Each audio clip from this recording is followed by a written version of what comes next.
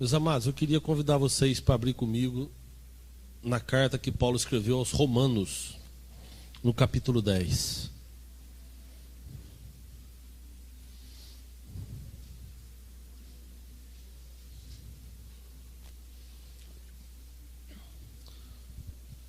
Romanos, capítulo 10, e eu vou ler os dois versículos, o 8 e o 9.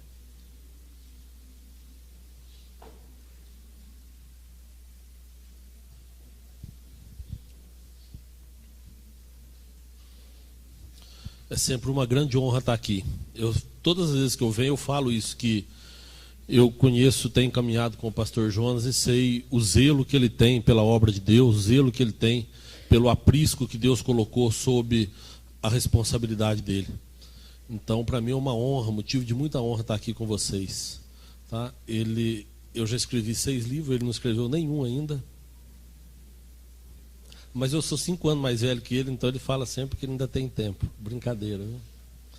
Mas para mim assim, é motivo de muita honra, por causa disso mesmo. Eu sei do zelo que ele tem pela obra de Deus, e poder dividir o altar, dividir o púlpito comigo é sinal realmente de muita honra.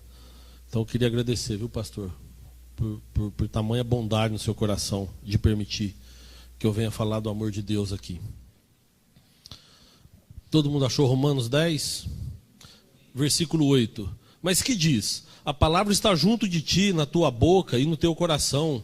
Esta é a palavra da fé que pregamos, a saber, se com tua boca confessares ao Senhor Jesus e em teu coração creres que Deus o ressuscitou dos mortos, serás salvo. Até aqui. Senhor Deus, mais uma vez obrigado, Pai, por esta oportunidade que o Senhor nos dá de ouvir a tua palavra, Pai. Senhor, assim como o teu servo aqui orou, eu também agora quero te pedir, ó Deus, que o Senhor possa me usar para falar com a tua igreja. Mas acima de tudo, ó Deus, abra as nossas mentes, abra, Senhor, os nossos ouvidos e os nossos corações. Porque nós queremos, ó Deus, não só ouvir a tua palavra, mas nós queremos também entender aquilo que o Senhor tem para ministrar nos nossos corações. E aí sim, que ela possa ser cravada em nossos corações, a fim de cumprirmos o teu desejo, a fim de cumprirmos a tua vontade em nossas vidas. Por isso nos abençoa, Deus, em nome de Jesus, amém, amém, amém. Glória a Deus. Meus amados, esse texto aqui é um texto que eu sempre gostei. Desde a primeira vez que eu li, eu fiquei assim maravilhado com ele, porque ele fala o básico para a nossa vida eterna, o básico para nós nos tornarmos imortais. Ele fala o seguinte: se com o teu coração você crer e com a tua boca você confessar a Cristo Jesus, então você será salvo. E aí é sobre isso um pouco que eu quero falar com você. Nós precisamos ter uma comunhão com Deus. Esta comunhão que nós perdemos lá atrás através de Adão. Deus, quando colocou Adão no jardim, ele fez tudo e entregou a Adão. E no virar do dia, no entardecer, Deus passava lá para dar uma olhada como é que estava. Mas Adão foi ludibriado pela astúcia do inimigo. Então todo mundo sabe a história, que Deus tinha permitido que Adão comesse qualquer fruto do jardim, menos o de uma árvore, que era a árvore que dava o conhecimento do bem e do mal. Se a gente for parar para pensar, a árvore da vida já estava lá. E Deus não tinha proibido Adão de comer da árvore da vida, a árvore que dá a vida eterna. Então, se ele fosse obediente, ele poderia ter ido lá, comido o fruto da árvore da vida e estava vivo eternamente. Mas ele, pela desobediência, ele foi e comeu do fruto que a esposa tinha preparado, que a mulher dele tinha lhe oferecido, os dois ludibriados pela astúcia do inimigo. E aquilo ali fez com que Deus, então, numa das tardes que foi visitar, quando chamou por Adão, Adão estava escondido atrás das árvores. E Deus falou: mas onde você está? Por que você está aí? Ele falou: eu estou com vergonha porque nós estamos nus. Aí Deus falou para Adão: mas quem falou que você está nu? Quem te mostrou isso? Eu costumo dizer o seguinte, que o pecado de Adão foi a desobediência. Mas o que ele perdeu? Ele perdeu a inocência. Por isso que Jesus, quando ele fala assim, deixai vir a mim as crianças, e ele vai lá, quando perguntam para ele, quem vai ser o maior no reino dos céus? Ele fala: chama aqui essa criança para mim. quem for igual a esta criança será o maior. Porque quem for igual a essa criança é que vai herdar o reino do céu. Ele queria dizer o seguinte, que nós temos que ser totalmente dependentes de Deus. E que nós temos que ser inocentes como uma criança quando se trata dessa questão do pecado. E ali, Adão perdeu a inocência. Quando Deus mostra e fala para ele que ele tinha ficado... Quando ele fala para Deus que estava nu, Deus fala, mas quem te mostrou que você estava nu? Ou seja, ele já tinha perdido. Ele estava com vergonha da nudez dele. E aquilo ali fez com que Deus, então, tirasse Adão e Eva do jardim. E a palavra de Deus fala lá em Gênesis 3, que Deus colocou na porta do jardim anjos com espadas inflamadas, para não correr o risco deles voltarem para comer da árvore da vida. Olha só, aí perderam o direito da vida eterna. Porque Deus fala assim, coloquemos então na porta do jardim, no portão do jardim, na entrada do jardim, querubins com espadas inflamadas, para evitar que eles voltem e comam da árvore da vida, que dará a eles vida eterna.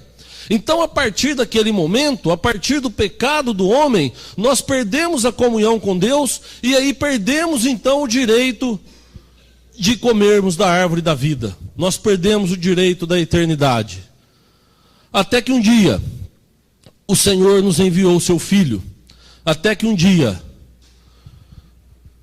Deus cumpriu aquilo que Ele já tinha planejado desde a criação do mundo. E Ele nos enviou o seu Filho Jesus. E eu queria falar um pouco agora sobre Jesus. Eu queria pedir para vocês abrirem comigo no Evangelho de Lucas, no capítulo 23.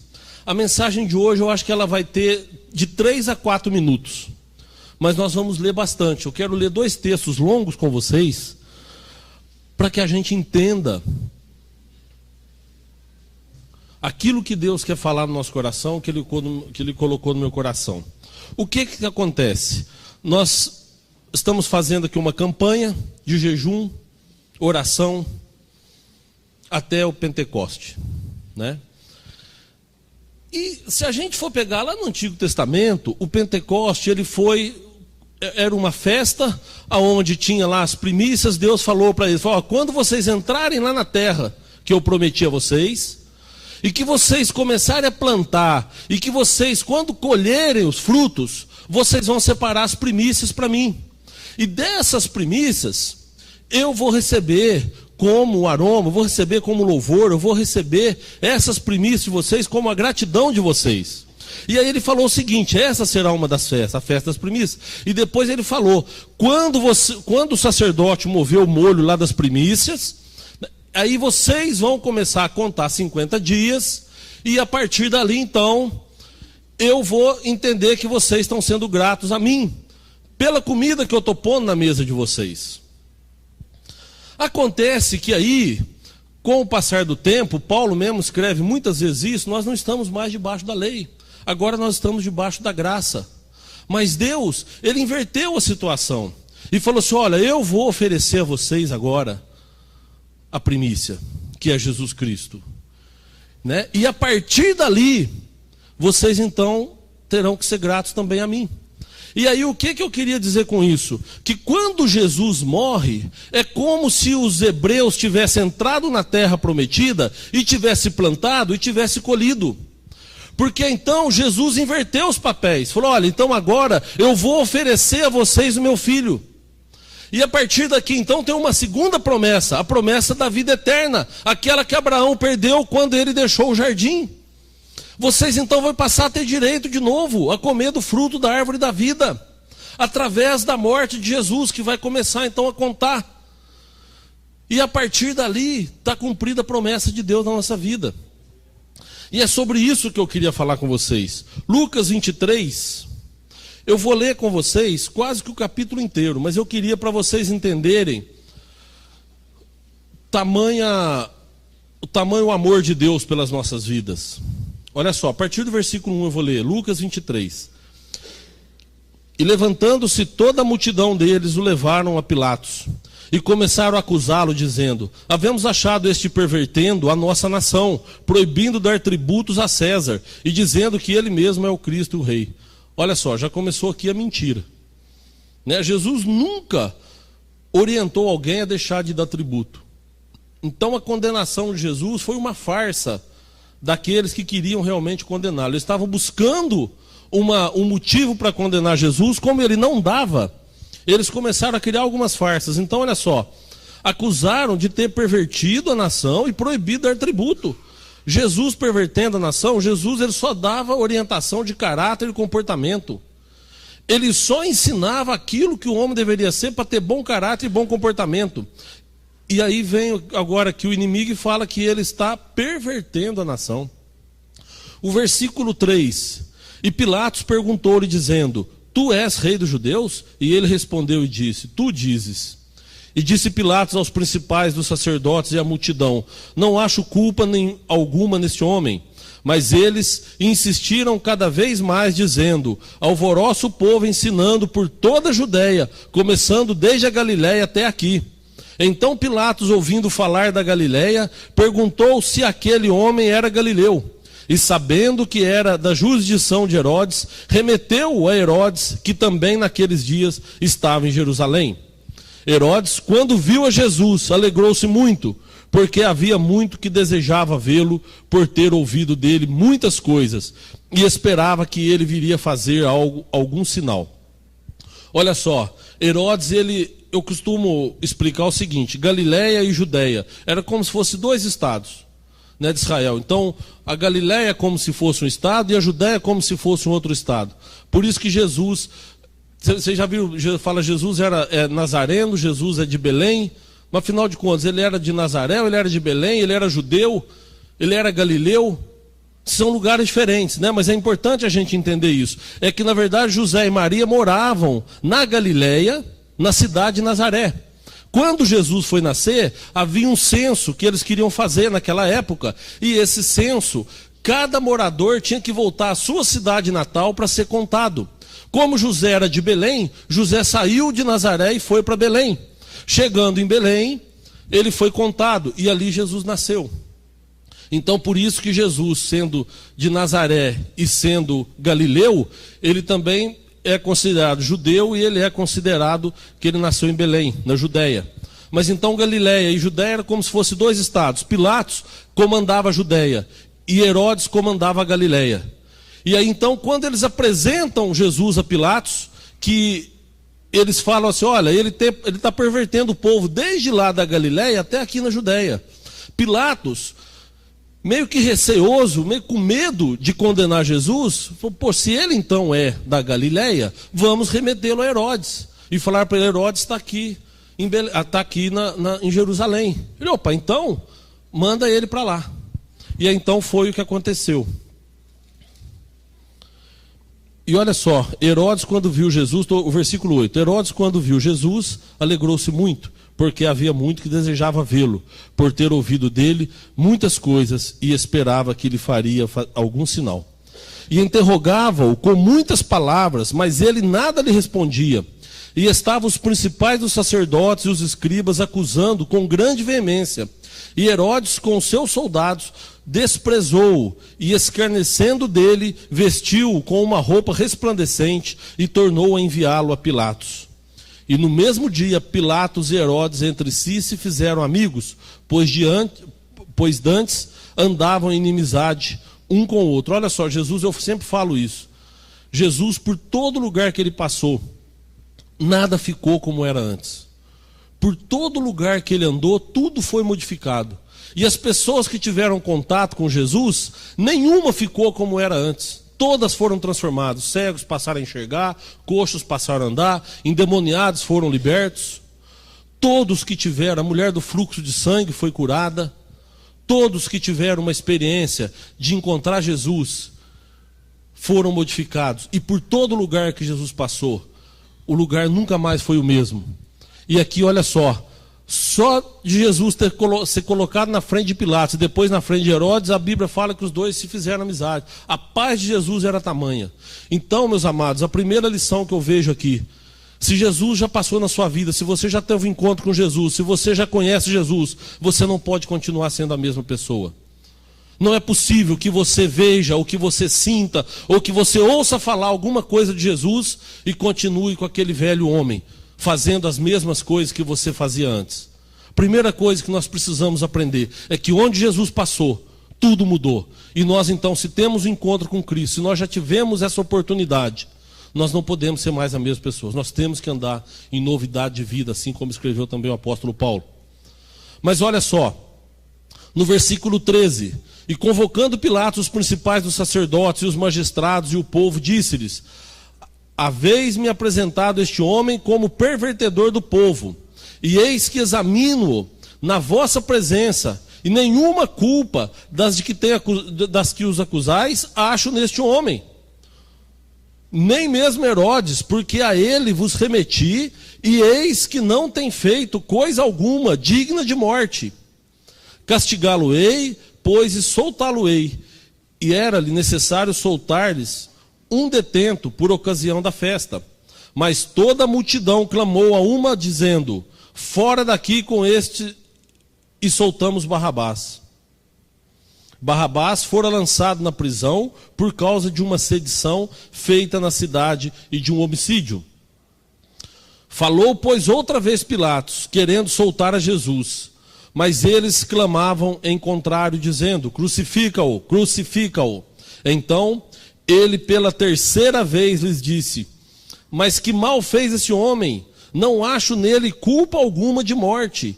Castigá-lo-ei, pois, e soltá-lo-ei. Mas eles instavam com grandes gritos, pedindo que fosse crucificado. E os seus gritos e dos principais dos sacerdotes redobravam.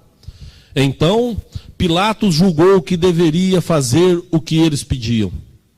E soltou-lhes o que fora lançado na prisão por sedição e homicídio, que era o que pediam. Mas entregou Jesus à vontade deles. E quando iam levando, tomaram um certo Simão Cirineu, que do campo puseram-lhe a cruz, que vinha do campo, e puseram-lhe a cruz nas costas, para que levasse após Jesus. E seguia-o grande multidão de povo e de mulheres, as quais batiam nos peitos e os lamentavam. Porém Jesus, voltando-se para elas, disse: filhas de Jerusalém, não choreis por mim, chorais antes por vós mesmas e por vossos filhos. Olha que interessante, eu queria dar uma paradinha aqui. Jesus estava condenado inocentemente.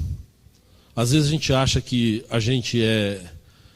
as pessoas tratam a gente às vezes com indiferença, ou que às vezes a gente é injustiçado, mas o que nós estamos vendo aqui é o seguinte: é um homem inocente sendo condenado à morte.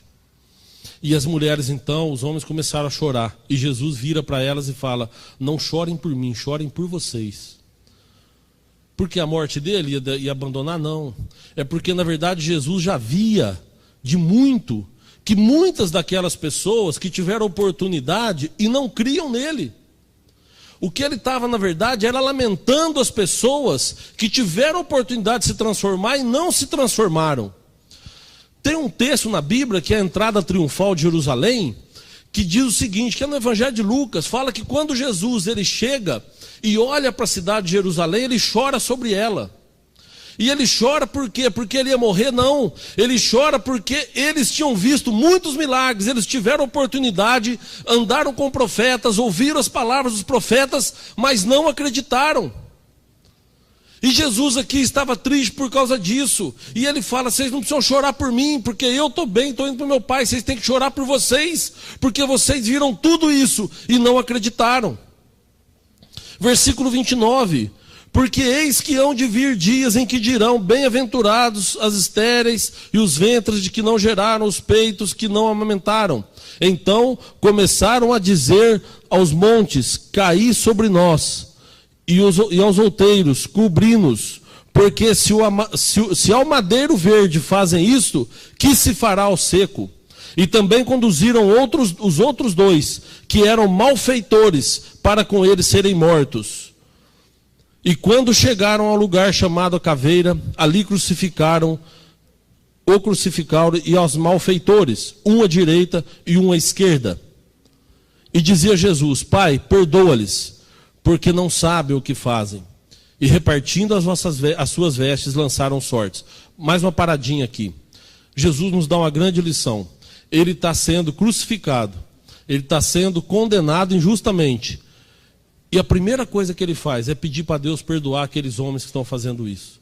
A bondade de Jesus, o amor de Jesus era tamanho que naquele momento ele não pensava em outra coisa, a não ser em abençoar as pessoas que estavam ali, independente do que elas estavam fazendo. Agora, uma coisa interessante é que a gente às vezes pensa, nossa, Jesus sofreu, como Jesus sofreu? Porque ele carregou a cruz, porque ele apanhou, porque cuspiram na cara dele, chicotearam ele, ele teve que carregar a cruz, pregaram ele na cruz. Foi muito sofrimento, mas eu digo o seguinte, que o maior sofrimento de Jesus não foi esse. O maior sofrimento de Jesus foi ele ter falado, feito tantas coisas e as pessoas não terem acreditado. O maior sofrimento de Jesus não foi o sofrimento físico, mas foi o sofrimento da alma, foi o sofrimento dele imaginar tantas coisas que as pessoas poderiam ter aproveitado e não aproveitaram, porque não acreditaram nele. E Paulo escreveu que nós devemos acreditar nele com o nosso coração e confessar com a nossa boca. Mas quantas pessoas que têm a oportunidade e não conseguem ainda acreditar em Jesus. 35. E o povo estava olhando, e também os príncipes zombavam dele, dizendo: aos outros salvou, salva-se a si mesmo, se este é o Cristo, o escolhido de Deus. Começou a ser provocado. 36. E também os soldados escarneciam dele, chegando-se a ele e apresentando-lhe vinagre, dizendo: se tu és rei dos judeus, salva-te a ti mesmo.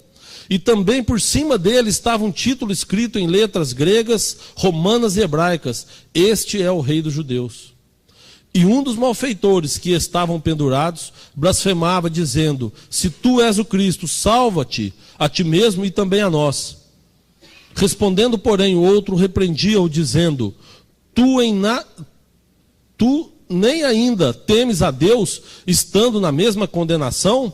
E nós, na verdade, com justiça, porque recebemos o que os nossos feitos mereciam, mas este nenhum mal fez. E disse a Jesus: Senhor, lembra-te de mim quando entrares no teu reino. Aqui eu quero dar mais uma paradinha. Olha só, Jesus estava sendo provocado, estava sendo zombado, e as pessoas tirando sarro nele, e ele ali quieto, aceitando, porque é para aquilo que ele tinha vindo. Mas aí o que me chama a atenção no texto é que tem dois malfeitores do lado dele. O texto nos mostra o seguinte, que ele foi crucificado, e de um lado o malfeitor e do outro o outro malfeitor. Naquela época, a condenação de cruz era porque a pessoa tinha feito coisa muito grave. Ou ela tinha feito algo grave contra a coroa romana, contra César, ou ela tinha cometido um homicídio, que é o caso de Barrabás. Mas a pessoa tinha que ter cometido um crime grave para que ele fosse condenado à cruz. E ali então estava Jesus e mais dois homens. E um deles começa a escarnecer de Jesus e falar: mas se você é o Filho de Deus, e começa a desafiar. E eu sempre digo também que nós não podemos desafiar a Deus, porque Ele não precisa provar nada para nós. Muitas pessoas começam a desafiar. Eu conto sempre uma história. Eu tenho um tio, ele é irmão do meu pai, que há muitos anos atrás, há quase 30 anos atrás, 25, 26 anos atrás, o filho dele de 14 anos foi atropelado por um ônibus e ficou na UTI do Hospital Veracruz, onde trabalha o pastor Clésio. E ele ficou lá internado na UTI durante uma semana. E naquela época eu não era crente ainda, eu ainda vivia no mundo, e eu ainda era bem jovem também. Mas eu lembro que eu estava no quarto com o meu tio, todo mundo conversando ali, e o menino na UTI não poderia receber visita, e chegou um rapaz, e esse rapaz falou para ele, falou: Carlos, confia em Deus, porque Deus vai tirar o seu filho dessa. E o meu tio falou: pois eu vou te dizer uma coisa, se meu filho morrer, não existe Deus. Eu quero ver se Deus existe mesmo, e vai trazer meu filho. Passado algumas horas, o filho dele morreu. Porque Deus não precisa mostrar nada para ninguém. Uma pessoa que não anda com Deus, que não anda com Cristo, quer ver as provas. Teve um dia que os fariseus chegaram para Jesus e falaram: se você é filho de Deus, mostre algum sinal. E Jesus falou: não vou mostrar, vocês já têm o sinal, vocês tiveram os profetas que falaram e não acreditaram. Eu não vou dar nenhum sinal, a não ser o do profeta Jonas, que ficou 3 dias na barriga do peixe. Jesus se recusou a dar sinal para eles também. Por quê? Porque os sinais eram evidentes. Todo mundo que andava com Cristo, todo mundo que andava com Ele, de um lado para o outro, que acompanhava, porque Jesus nunca andava sozinho. Se vocês perceberem nos textos da Bíblia, aonde Ele ia, tinha uma multidão atrás dele. Onde Jesus ia, Ele era seguido por muitas pessoas. E aquelas pessoas viam os milagres. Aquelas pessoas viram cegos ser curados, viram os coxos ser curados, viram expulsar demônios. Eles viram muitas maravilhas. Mas Jesus se recusa a mostrar para o outro. Mas por quê? Porque isso está reservado para quem anda com Ele. Se você quer ver o milagre de Deus na tua vida, você tem que andar com Ele. Deus não precisa provar nada para ninguém, não precisa mostrar nada. E aquele ladrão começou a desafiar Jesus na cruz, falou: se você é filho de Deus, então mostre e tira nós todos daqui. E Jesus nem comentou nada com ele. Jesus acho que nem olhou para ele. Mas por quê? Porque todo mundo que precisou saber que Jesus era filho de Deus, sabia. Quem? Aquele que andou com ele. Então, mais uma lição. Se você quer ver os milagres de Deus na tua vida, meu amado, você tem que andar com Deus.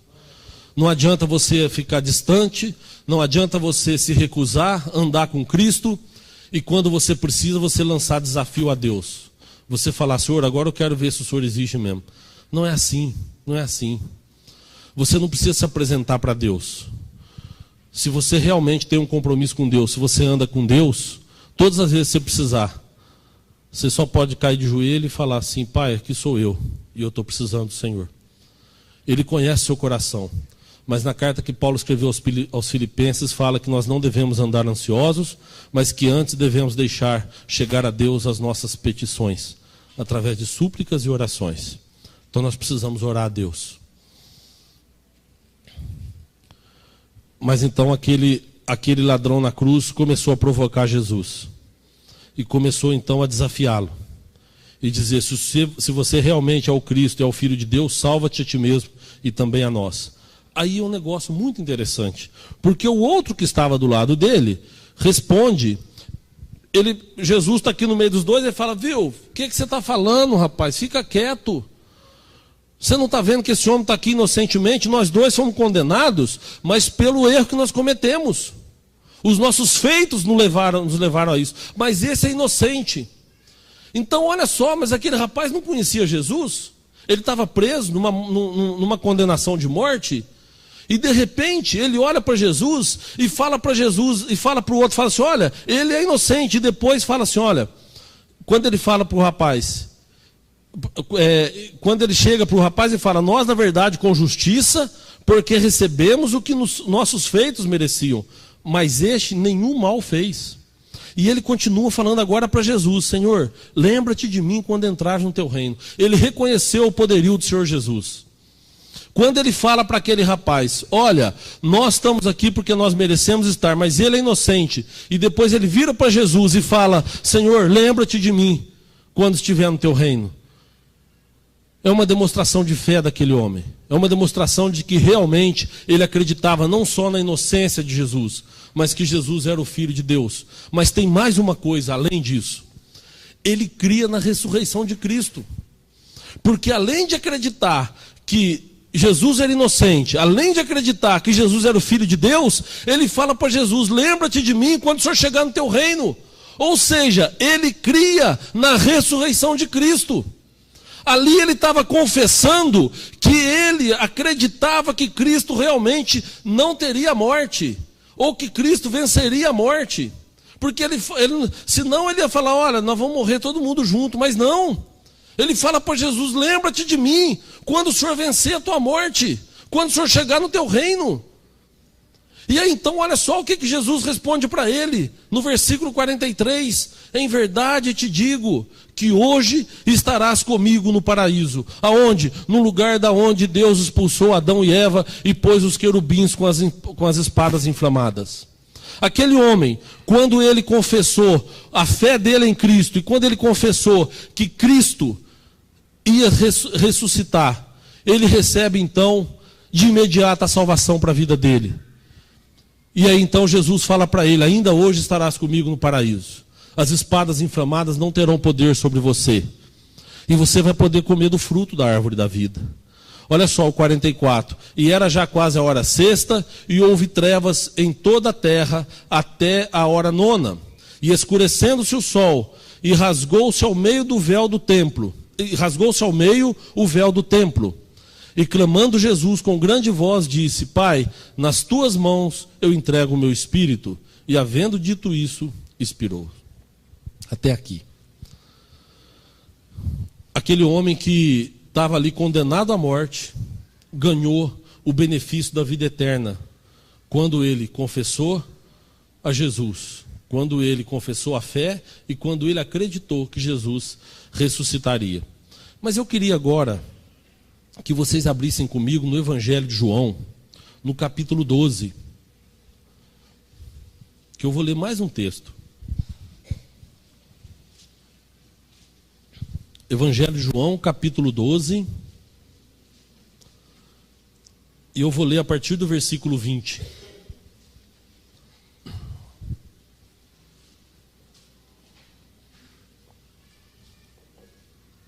Amém? João 12, eu vou ler a partir do versículo 20. Ora, havia alguns gregos entre os que tinham subido para adorar no dia da festa. Estes, pois, dirigiam-se a Filipe, que era de Betsaida da Galileia, e rogaram-lhe dizendo: Senhor, queríamos ver a Jesus. Filipe foi dizê-lo a André, e então André e Filipe o disseram a Jesus. E Jesus lhes respondeu, dizendo: É chegada a hora em que o Filho do Homem há de ser glorificado. Na verdade vos digo, que se o grão de trigo caindo na terra não morrer, fica ele só. Mas se morrer, dá muito fruto. Quem ama a sua vida, perdê-la-á. E quem neste mundo aborrece a sua vida, guardá-la-á para a vida eterna. E se alguém me serve, siga-me, e onde eu estiver, ali estará também o meu servo. E se alguém me servir, o meu Pai o honrará. Aqui eu queria dar uma paradinha. Olha só, eles querem ver Jesus. E Jesus então chega para eles e fala: está chegada a minha hora. E ele fala: se uma semente não cair no chão e morrer, ela não vai acontecer nada com ela. Quando ela cai no chão, ela tem que morrer, para aí dar muitos frutos. E a semente é assim, né? Você deixa uma semente no chão e quando nasce algo diferente. Não nasce outra semente. A não ser da cana, né? Que o pessoal planta a cana deitado e do broto da cana nasce outra cana. Mas de todas as outras plantas se coloca uma semente e aquela semente brota e se transforma numa árvore, numa flor, numa árvore frutífera. E o que Jesus fala aqui? Que se você ama realmente a Ele, ou se você perder a tua vida, você vai encontrar. O que ele está dizendo? Que se você morrer para o mundo, você vai frutificar no reino de Deus. Assim como uma semente que cai no chão e morre e dá muitos frutos, se você também abrir mão da sua vida no mundo, se você também abrir mão dessa vida de pecado, e você vai renascer frutificando no reino de Deus. É isso que ele quis dizer aqui, mas não é aqui que eu queria chegar. No 27, agora a minha alma está perturbada, e o que direi? Pai, salva-me dessa hora? Mas foi para isso que eu vim, para essa hora. Pai, glorifica o teu nome. Então veio uma voz do céu que dizia: já o tenho glorificado, e outra vez o glorificarei. Ora, a multidão que ali estava, que tinha ouvido, dizia que havia sido um trovão. Outros diziam: um anjo lhe falou. Respondeu Jesus e disse: não veio essa voz por amor de mim, mas por amor de vós. Quem consegue ouvir a voz de Deus? Quem consegue acreditar que Deus nos ama e quem consegue realmente saber que Jesus morreu para a salvação dos nossos pecados? O que Jesus estava falando ali é o seguinte, que quando Deus estava glorificando novamente o nome dele, ele estava falando: eu estou dando para essas pessoas a oportunidade de terem vida eterna, a oportunidade de serem imortais. E por isso que Jesus fala: essa voz não veio por amor de mim, porque o que tinha que acontecer comigo vai acontecer, mas essa voz veio por amor de vós. Então nós todos precisamos entender isso, que tudo que aconteceu naquele dia que Cristo morreu, foi crucificado, foi por amor de nós. E nós não podemos abrir mão disso, nós não podemos deixar isso em vão. Mas eu queria agora que você, nesse mesmo texto aí, lá no versículo 42, eu já estou partindo para o encerramento. No versículo 42 diz assim a palavra: olha, apesar de tudo, até muitos dos principais creram nele, mas não o confessavam por causa dos fariseus, para não serem expulsos da sinagoga, porque amavam mais a glória dos homens do que a glória de Deus. Eu vou repetir. Apesar de tudo, até muitos principais creram nele, mas não o confessavam por causa dos fariseus, para não serem expulsos da sinagoga, porque amavam mais a glória dos homens do que a glória de Deus. E Jesus clamou e disse: quem crê em mim, crê não em mim, mas naquele que me enviou. E quem me vê a mim, vê aquele que me enviou. Eu sou a luz do mundo, eu sou a luz que vim ao mundo, para que todo aquele que crê em mim não permaneça nas trevas. Até aqui. Então olha só. Jesus, ele diz ali que ele é a luz que veio ao mundo para que aquele que crê nele não permaneça nas trevas. Mas esse texto, o versículo 42, vocês veem que chama a atenção, é que muitos acreditavam nele, mas não o confessavam. Muitos estavam acreditando, mas se eu falar que eu acredito nele, eu vou ser expulso da sinagoga, eu vou começar a ser visto por outros olhos. O que eu vou falar para o pessoal lá do boteco? Quando eu sentar numa mesa para tomar uma cerveja, o que eu vou falar para eles? Gente, eu vou parar de vir aqui porque eu aceitei Jesus. Eu vou ser excluído das minhas rodas de amizade. O que eu vou dizer para o pessoal do meu trabalho? Eles vão ficar tirando sarro em mim? Eu falo isso por testemunho próprio, porque comigo aconteceu isso. Apesar de eu ter cometido um erro, a gente quando se converte, a gente quer que todo mundo se converta. Mas não é assim.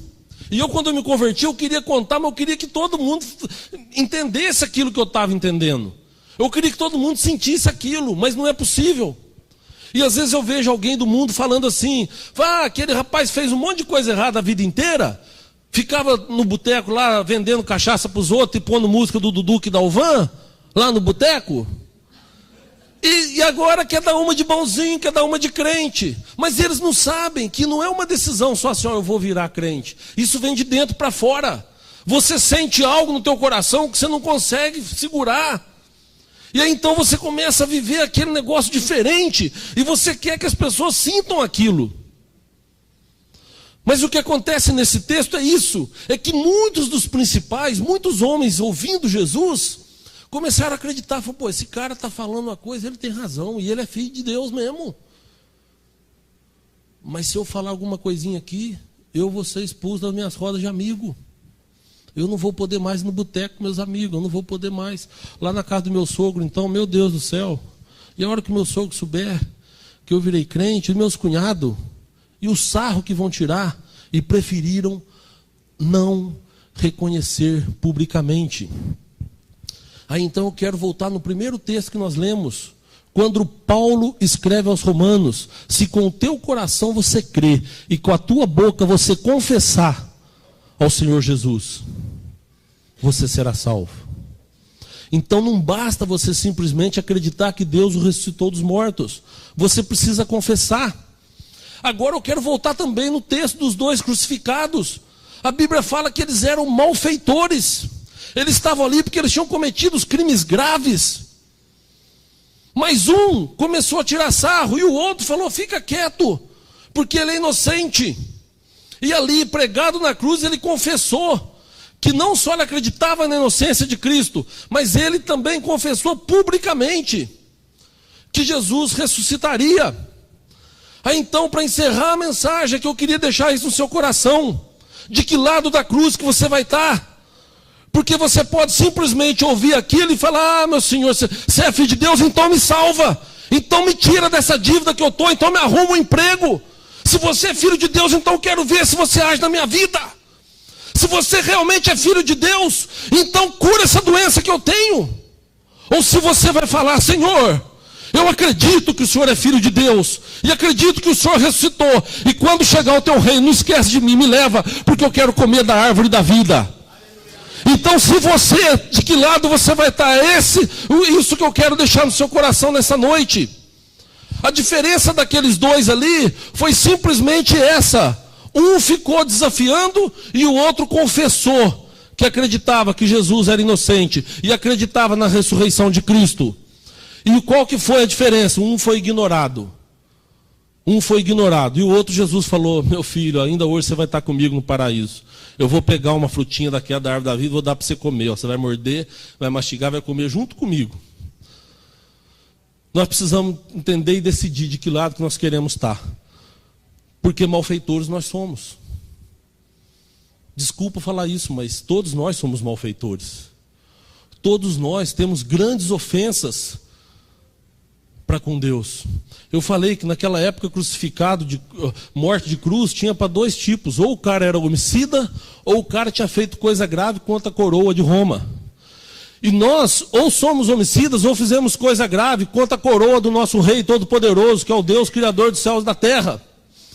E todos nós somos malfeitores, todos nós temos coisas graves contra o Senhor. Então nós estamos condenados com Cristo na cruz. Agora a diferença é essa: é se nós vamos desafiá-lo ou se nós vamos crer que ele ressuscitou dos mortos e que ele vai nos buscar um dia. Se a gente já estiver dormindo ou se a gente ainda estiver acordado, não importa. O que importa é que ele um dia vem e vai nos buscar. Aqueles que estão mortos serão as primícias do Senhor. Ele vai levar primeiro. E aqueles que estiverem em vida, mas que estiver dentro da igreja dele, que estiver andando com ele, também serão salvos. E a diferença é isso: é se você vai reconhecer publicamente ou não. A diferença é se você vai crer com o seu coração e se você vai confessar o seu amor em Cristo Jesus. Ou se você prefere ficar escondido debaixo da mesa para que ninguém saiba que você é um cristão e que o teu coração arde por Cristo Jesus. Amém? Queria convidar a igreja para ficar de pé.